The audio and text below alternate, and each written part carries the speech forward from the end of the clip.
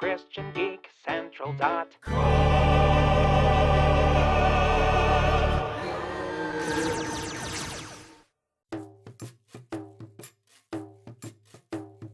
Do you like games?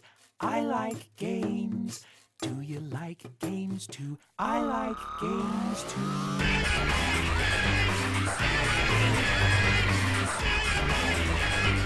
I like games too. All right, moving on. It was about time anyway.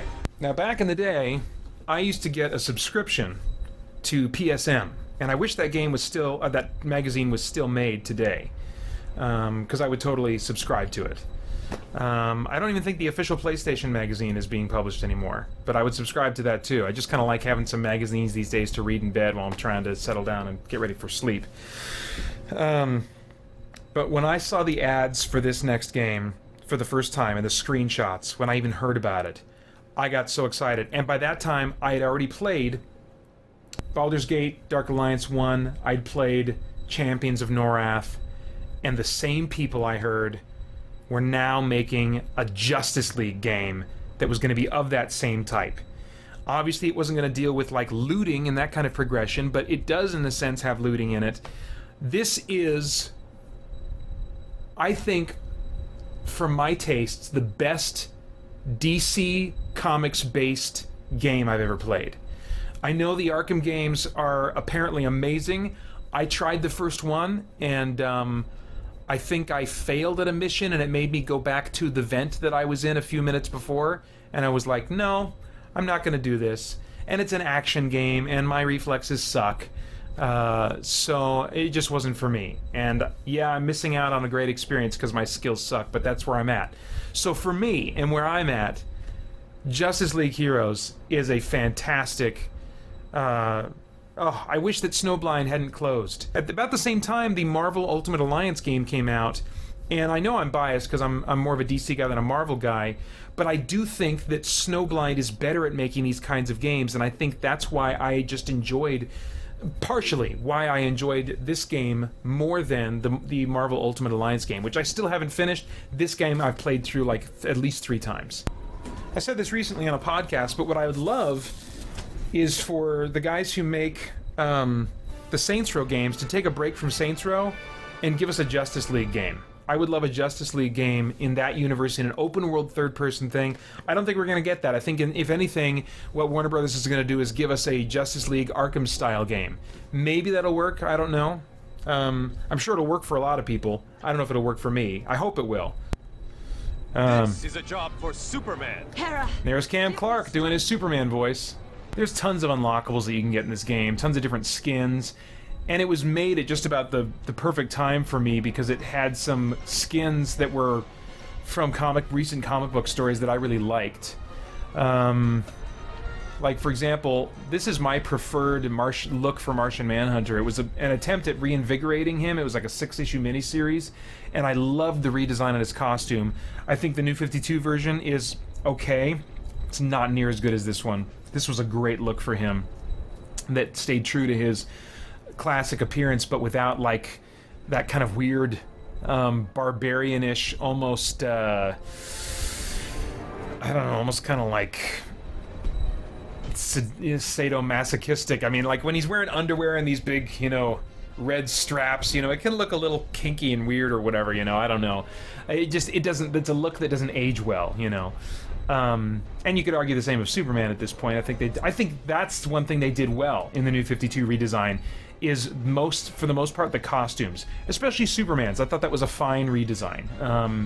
I had no problems with the costume redesigns. I think, all of the costume redesigns. They were subtle and updated just enough. It was all the other crap they did that was a mess. You can unlock Green Arrow and Hawk Girl, and who else?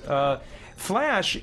You can unlock kind of different characters, but I mean, it's like they do them as skins instead. Like you can unlock a Jay Garrick skin, so you're still leveling up as Wally West, but you're unlocking a Jay Garrick skin, so you can look like Jay Garrick as you're going around. And then Walter West, that was from a cool Mark Waid story. Gosh, this makes me want to read comics. This was published I mean, in kind of like the golden era, before there was a slight downturn in DC Comics, which resulted in them, I think, wanting to try something new, like the New 52.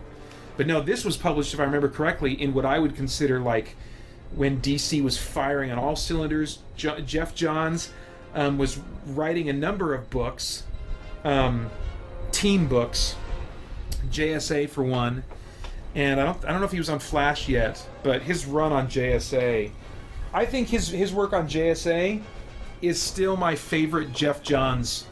No, JSA and Teen Titans. It's a tie between those two. I loved all of his other runs. I loved his Flash, Had to Grow on Me. I loved his Green Lantern until the last 6 issues. Then it was kind of like, starting to see signs of jumping the shark. Better get off this book, man. But his JSA and Teen Titans runs, man, I really want to go back and read those again. This is getting me in the mood. Okay, let's go back and play some game, though. What are my favored powers here? Got a few options. I can freeze breath him. And you've got, like, nice AI. You always have to have another AI character, and you can choose if they're going to be aggressive, or if they're going to be neutral, or if they're going to hang back. And I usually like them to hang back, because I just don't like them to get themselves into trouble. And then if I get into trouble, I can run behind them, and they'll fight them off a little bit while my health regenerates. You don't have healing potions in this game like you do in Champions of Norath. Your health instead regenerates slowly, and you can add boosts to your stats that will get your health to regenerate more quickly. They've pretty successfully figured out a way to put Superman in a game like this and not have him be hurt by things he shouldn't be hurt by. Like when you play in the first level, there's fire on in the streets that you're walking through, and it's a Batman and Superman level, and Batman can be hurt by the fire, but Superman cannot, if I remember correctly. He can just walk right through it. And Superman can fly right from the get-go, so it's not like you have to unlock all of his powers. He has a number of them at lower levels, so you get access to his power suite right away. And then the one convention that you just kind of have to suspend disbelief for is that over this short period of time, he would become increasingly more powerful in the things he's capable of doing. Man, I wish I could play this longer, but I can't. I spent too much time talking about comic books. I feel like in both this game and Marvel Ultimate Alliance, we see some of the best uses of these characters in video games when they're in team games. They seem to fall apart when the whole game is based around them, which really seems backwards somehow. But I think that some of the best, enjoyable experiences playing Marvel characters was in my experience with Marvel Ultimate Alliance, even though I haven't finished that game yet. And same certainly here with Justice League Heroes.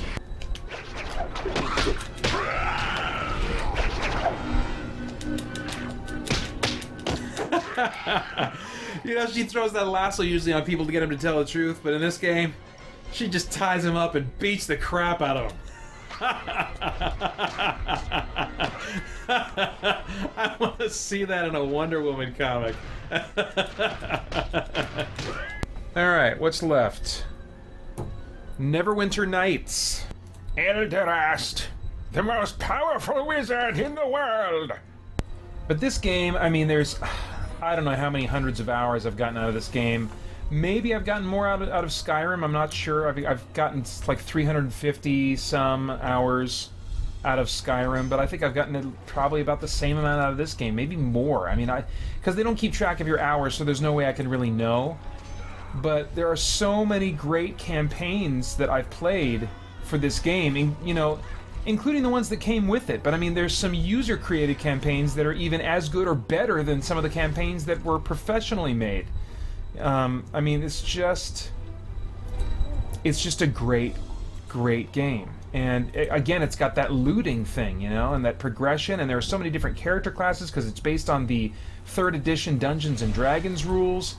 There's so much replay value just with in a single campaign, but the fact that you can be all these different kinds of classes and races, and then there are also on top of that all these different great campaigns that you can play. I mean, it's just too much. There's too much, and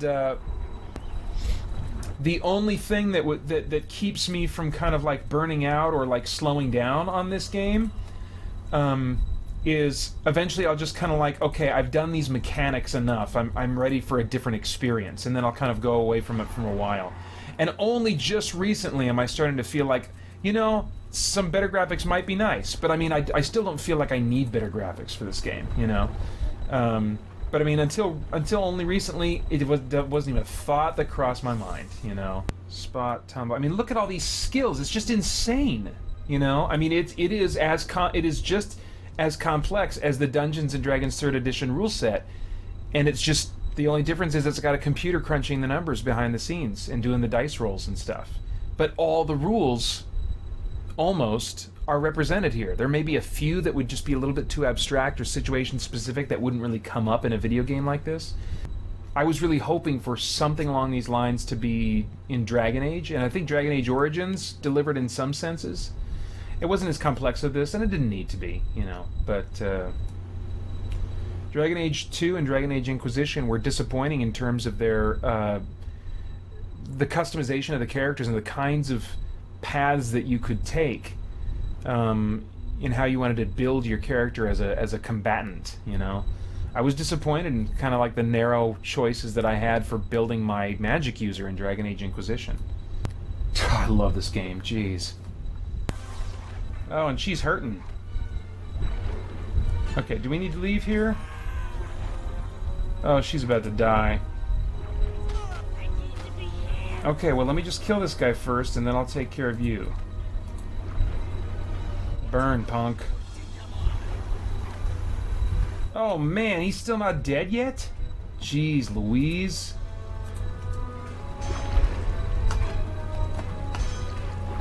Oh, man, where'd all these guys go? Oh, it's because I blew out all the walls. Alright, I'm going to have to rethink my approach to this.